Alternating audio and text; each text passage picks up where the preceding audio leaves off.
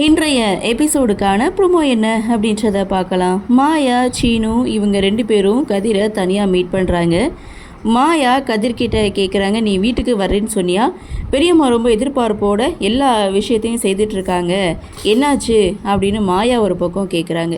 இன்னொரு பக்கம் சீனு, நீ வீட்டுக்கு வருவ, ஜீவா வீட்டுக்கு வர போகிறான், என் கையால் வெண்ணெய் சாப்பிட போகிறான், கிருஷ்ண ஜெயந்திக்கு வருவான்னு அத்தை ரொம்ப எதிர்பார்ப்போட எல்லா ஏற்பாடுகளும் செய்துட்ருக்காங்க.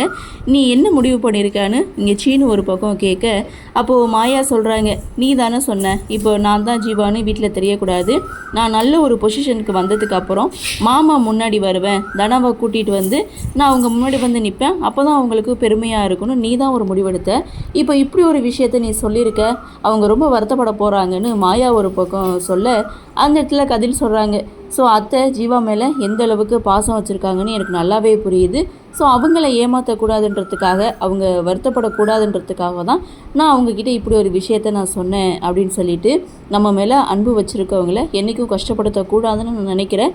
அதனால் கிருஷ்ண ஜெயந்தி அன்னைக்கு நான் வரலான்னு இருக்கேன்னு கதிர் ஒரு பக்கம் சொல்ல, இவங்க 2 பேரும் கதிர் சொன்னதை கேட்டு அதிர்ச்சியாகிறாங்க. ஏன்னா கதிர் தான் அப்படி சொன்னார், பட் இப்போ ஜீவாவா எப்படி என்ட்ரி கொடுக்க போகிறாரு அப்படின்ற எதிர்பார்ப்போட இந்த ப்ரோமோவை கொடுத்துருக்காங்க. சரி பார்க்கலாம் என்ன நடக்குது, என்ன மாதிரியான சுவாரஸ்யத்தோடு கதைகளை நகர்வை கொண்டு வராங்க அப்படின்றத நம்மளும் பொறுத்திருந்து பார்க்கலாம். இந்த ப்ரோமோ பற்றின உங்களுடைய கருத்தை வழக்கம் போல கமெண்ட் செக்ஷனில் பதிவு பண்ணுங்கள். இந்த வீடியோ உங்களுக்கு பிடிச்சிருந்தால் லைக் பண்ணுங்கள், ஷேர் பண்ணுங்கள், மறக்காமல் நம்ம சேனலை சப்ஸ்கிரைப் பண்ணிக்கிறீங்கன்னு சொல்லி இந்த வீடியோவிலிருந்து விடைபெறுகிறேன். நன்றி, வணக்கம்.